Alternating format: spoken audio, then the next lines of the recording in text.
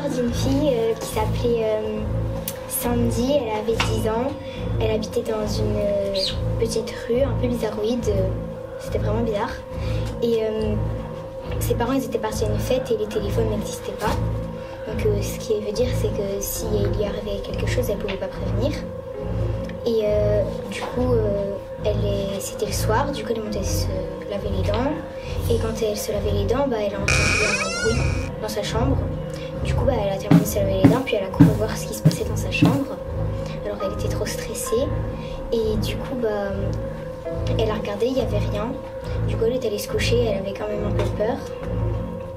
Et quand elle dormait, elle a senti quelque chose la toucher.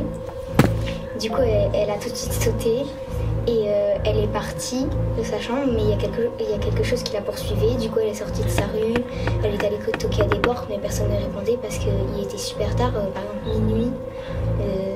Du coup, elle pouvait prévenir personne.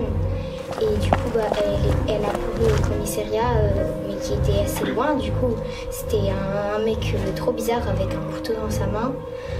Du coup, elle est allée au commissariat, elle a demandé de l'arrêter. Sauf qu'il s'est échappé et du coup la police elle le recherche encore.